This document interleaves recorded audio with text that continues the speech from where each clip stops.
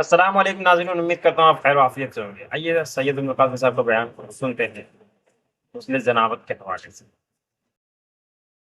اللہ کے رسول صلی اللہ علیہ وآلہ وسلم نے ارشاد فرمایا کہ میں نے ایک عورت دیکھی جہنم کے اندر، اللہ اکبر، جس کے دونوں ہاتھ پاؤں کو اس کے سر سے باندھ دیا گیا ہے، ہاتھ پاؤں کو اس کے سر سے باندھ دیا گیا ہے اور وہ جہنم میں لٹکی ہوئی ہے۔ سیدہ نے پوچھا بابا ایسا کیوں؟ تو آقا علیہ السلام نے ارشاد فرمایا کہ جب وہ جنابت سے، حیض و نفاس سے پاک ہوتی تھی تو وہ غسل نہیں کرتی تھی۔ اب میں یہاں کچھ نہیں کہنا چاہتا، بہنیں بیٹیاں مائیں سب ہیں، لیکن صرف اتنا کہنا چاہتا ہوں کہ مفتی صاحب قبلہ حضور محقق کے مسائل جدیدہ سے آپ نے مسائل پوچھے ہیں، صرف حیا کے پردے میں اتنا کہنا چاہتا ہوں کہ 7 دن تک انتظار کرنے کی ضرورت نہیں۔ جیسے ہی ناپاکی کے ایام ختم ہو جائے، عورتوں کو چاہیے وہ غسل کرے اور غسل کر کے نماز شروع کر دے۔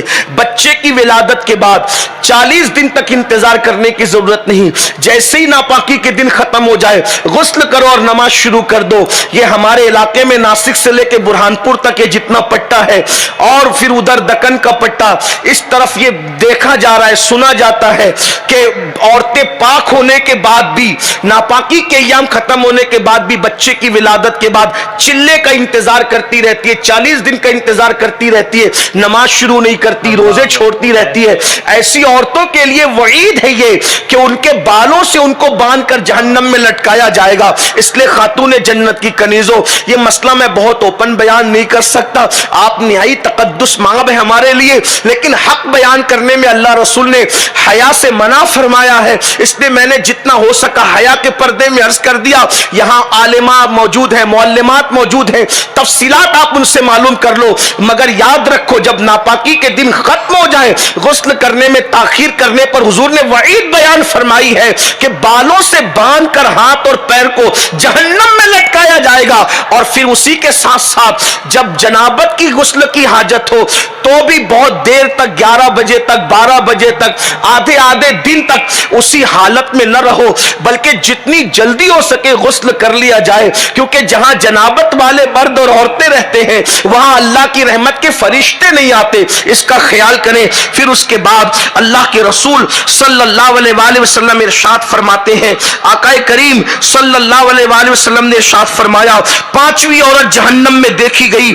آقا ارشاد فرماتے ہیں، آقا کریم صلی اللہ علیہ وآلہ وسلم نے فرمایا 5ویں عورت جو جہنم میں دیکھی گئی، اس کا چہرہ خنزیر کی طرح تھا اور اس کا پورا جسم گدھے کی طرح تھا، چہرہ سور کی طرح، جسم گدھے کی طرح، اور وہ جہنم کے اندر لٹکی ہوئی ہے۔ اللہ کے حبیب علیہ السلام، اللہ اکبر، ذرا غور تو کرو میری بہنوں، اللہ کے رسول جہنم کا مشاہدہ کر کے سیدہ کائنات اور مولا علی کے سامنے بیان فرما رہے ہیں، اور بہت کم روایتیں ایسی جس کو سیدہ نے روایت کیا ہے، جو روایت میں پڑھو اس کو سیدہ کائنات نے بھی روایت کیا، مولا علی نے بھی روایت کیا۔ تھوڑا تصور کرو میری بہنوں، آقا فرما رہے ایک عورت جہنم میں دیکھی گئی جس کا منہ سور کی طرح تھا، جسم گدھے کی طرح تھا۔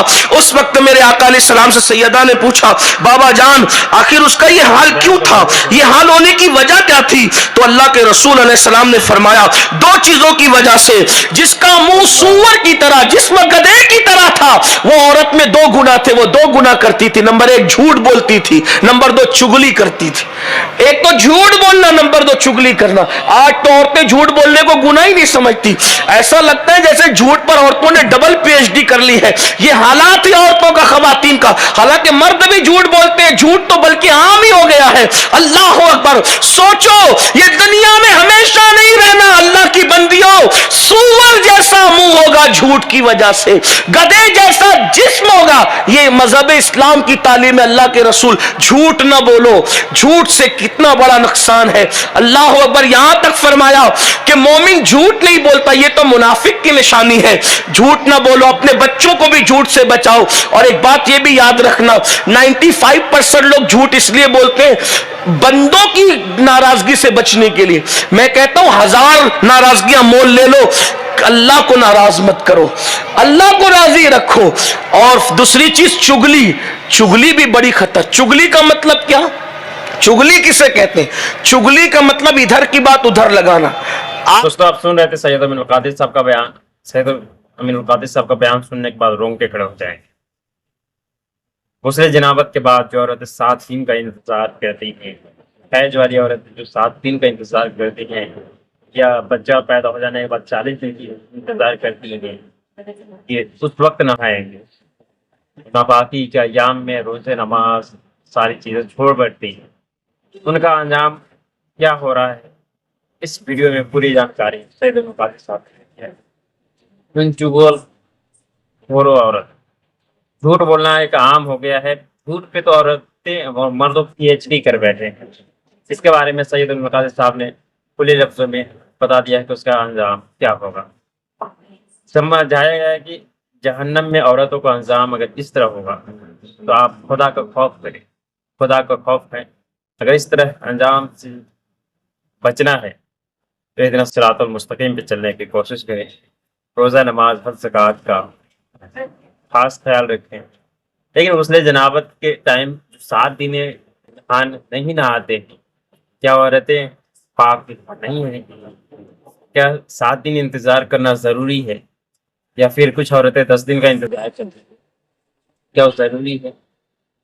इसकी पूरी डिटेल इस वीडियो में दी गई है। वीडियो को ज़्यादा से ज़्यादा शेयर करें।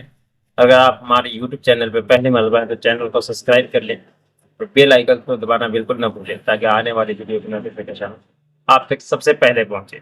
बस आपसे एक छोटी सी रिक्वेस्ट करने आया हूँ कि आप हमारी वीडियो को बहुत ज़्यादा शेयर करें, ताकि एक दूसरे को सीखने का मौका मिले।